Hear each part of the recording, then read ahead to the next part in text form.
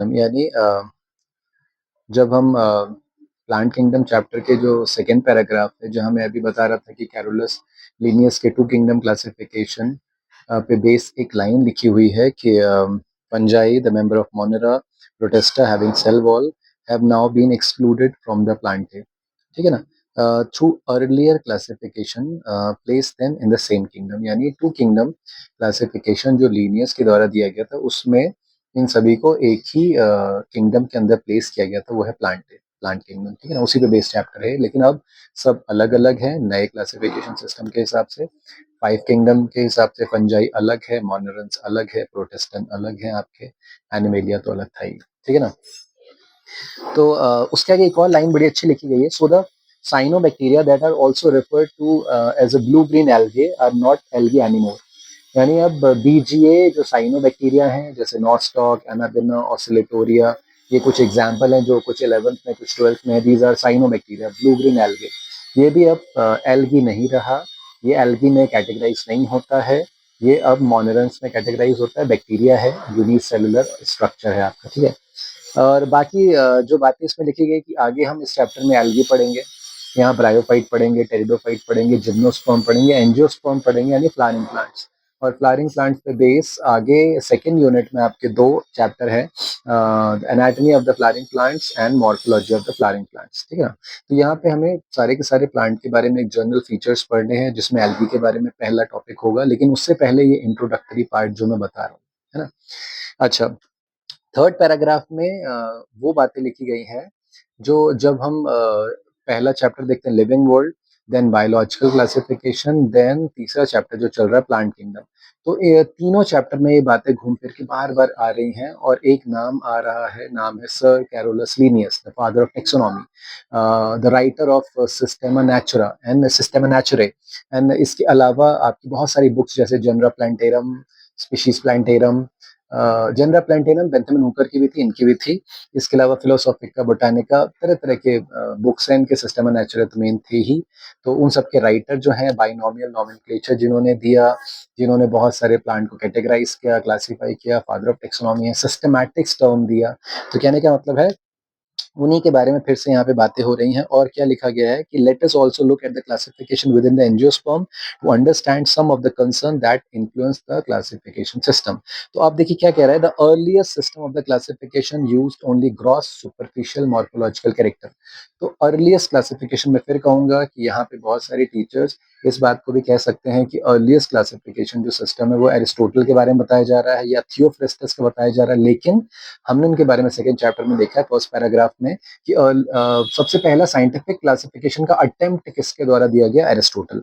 लेकिन पूरी तरीके से taxonomically categorise based scientific classification system was given by sir Carolus Linnaeus.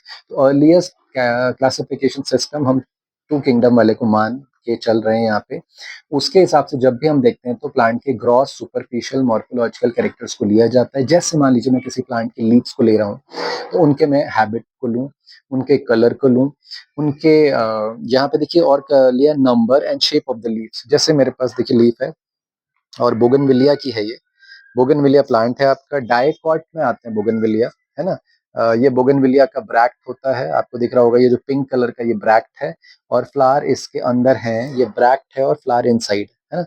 तो कहने का मतलब ये लीव्स को मैं ले रहा हूँ, और मान लीजिए मैं सर कैरोलस लीनियस हूँ, मैंने टू किंगडम क्लासिफिकेशन सिस्टम दिया है, तो मेरा जो अर्लीस्ट क्लासिफिकेशन सिस्टम है वो बेस होगा ग्रॉस सुपरफिशियल मॉर्फोलॉजिकल कैरेक्टर पे। ग्रॉस मतलब टोटल, यानी मैं internal structure, anatomical structure, embryological structure, phylogenetic system ये देख ही नहीं रहा हूँ, क्योंकि मैं तो 1758 या 1750s के टाइम पे आया हूँ, और मैं उस टाइम पे इतनी ज़्यादा माइक्रोस्कोपिक एडवांसमेंट नहीं हुई है।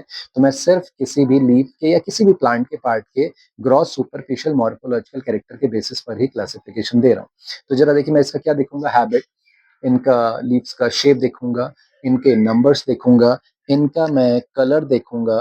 तो ये चार यहाँ पे कैरेक्टरिस्टिक फीचर लिखेंगे, these are gross superficial morphological character किसी भी लीव्स के, प्लांट के किसी भी पार्ट के। क्लियर है कि नहीं? तो क्यों, इसका मैंने आपको रीजन बता दिया, क्योंकि इस समय तक माइक्रोस्कोपिक एडवांसमेंट इतनी आई ही नहीं थी। जैसे जैसे माइक्रोस्कोपिक एडवांसमेंट हमारे बायो की फील्ड में आती चली गई, तो हमारे क्लासिफिकेशन सिस्टम भी एडवांस होते चले गए।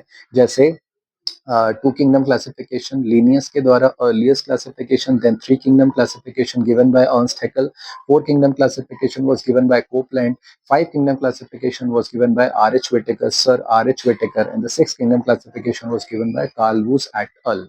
Karl Woese and coworkers. इसके अलावा मैंने कहा है बहुत सारी दुनिया में अब 8 किंगडम क्लासिफिकेशन भी चल रहा है, आगे जैसे भी प्रोग्रेसिव होता जाएगा तो ये हम और भी क्राइटेरिया को इंक्लूड कर रहे हैं अपने क्लासिफिकेशन सिस्टम में, ना कि सिर्फ ग्रॉस सुपरफिशियल मॉर्फोलॉजिकल कैरेक्टर। आप आगे पढ़ेंगे बेंथम एंड हुकर का क्लासिफिकेशन सिस्टम, जिसमें उन्होंने ये लिखा भी आपके एनसीईआरटी में। तो अब बोला जाता है कि सर कैरोलस लीनियस के द्वारा दिया गया क्लासिफिकेशन सिस्टम को आप क्या नाम देंगे, तो आप कहेंगे artificial system of classification which is based on a simple gross superficial morphological character. लेकिन आगे जब एडवांसमेंट हुई तो हमारा क्लासिफिकेशन सिस्टम का नाम पड़ा natural system of classification was given bye Bentham and Hooker. ये नाम दिया आपके प्लांट किंगडम के सेकंड पेज पे, जरा देखिए, और वहां पे लाइन लिखी है the natural classification system developed which was based on natural affinity among the organism। affinity होता है दो ऑर्गेनिज्म के बीच का एक डिफरेंस, दो ऑर्गेनिज्म के बीच की सिमिलैरिटी जब हम देखते हैं, यानी उनमें क्या सिमिलैरिटी है क्या डिसिमिलैरिटी है, उस बेसिस पर हम जज करते हैं। तो ऑर्गेनिज्म को जब कंसीडर किया बेंथम एंड हुकर ने, वहां देखिए नाम में लिखा है George Bentham and Joseph Dalton Hooker. तो उन्होंने not only external feature, internal feature like anatomical feature, ultrastructure of the cell, embryological character and phytochemistry। ठीक है ना, एम्ब्रियोलॉजिकल यानी आप किसी प्लांट की एम्ब्रियोलॉजिकल, जैसे मैंने कहा नहीं एंजियोस्पर्मिक प्लांट है, फ्लावरिंग प्लांट है, तो इसकी लाइफ की स्टेज में जैसे गैमेट बनेंगे, male gamete female gamete fuse होंगे, देन बनेगा zygote, zygote further divide and differentiate करें तो एम्ब्रियोनिक स्टेज आएगी। हाँ, एल्गी जैसे प्लांट जो कि बहुत ही बेसिक है, थैलोइड है, थैलोफाइट्स कहते हैं, उनमें एम्ब्रियोनिक स्टेज नहीं आती, वहां जाइगोट सीधे चला जाता है मियोटिक डिवीजन के लिए। जबकि बाकी सारे प्लांट लाइक ब्रायो, टेरिडो, जिम्नो, एनजियो, ये सारे प्लांट कैटेगराइज किए जाते हैं एम्ब्रियोफाइटा में। तो हम उन प्लांट की एम्ब्रियोलॉजिकल स्टडी भी देखेंगे, स्टडी भी करेंगे, एनाटॉमिकल स्टडी भी करेंगे, फाइटोकेमिस्ट्री भी पढ़ेंगे, even ultrastructure of the cell. Ultrastructure का मतलब होता है हम इस सेल के अंदर का डिटेल्ड स्ट्रक्चर देख रहे हैं, सेल के अंदर की माइटोकॉन्ड्रियल, उसका क्लोरोप्लास्ट, हर स्ट्रक्चर को हम पूरी तरीके से माइक्रोस्कोप की अध्ययन या माइक्रोस्कोप की एग्जामिनेशन करेंगे, तब हम बता पाएंगे जो सिस्टम, उसको बोलते हैं नेचुरल सिस्टम ऑफ क्लासिफिकेशन। लेकिन नेचुरल सिस्टम ऑफ क्लासिफिकेशन जो बेंथम एंड हुकर ने दिया था 1860s के अराउंड दिया था, कहते हैं 1866 के अराउंड, बट एग्जैक्ट ईयर अलग अलग बुक में अलग अलग हो सकता है, इसलिए मैं कहता हूँ 1860s। तो लेकिन इसमें भी एडवांसमेंट आई जब एक नई बायो की ब्रांच के बारे में पता चला 1940s के अराउंड, नाम था phylogeny. Phylogeny based on evolutionary classification history, यानी evolutionary history of an organism. दो ऑर्गेनिज्म के बीच में उनके एंसेस्ट्रल कैरेक्टर के आधार पर सिमिलैरिटी बताना is called phylogeny, evolutionary study. तो जब फाइलोजेनी आई तो तीसरे किस्म का क्लासिफिकेशन सिस्टम हमारे पास आया, जिसका नाम है phylogenetic system of classification which is based on phylogeny.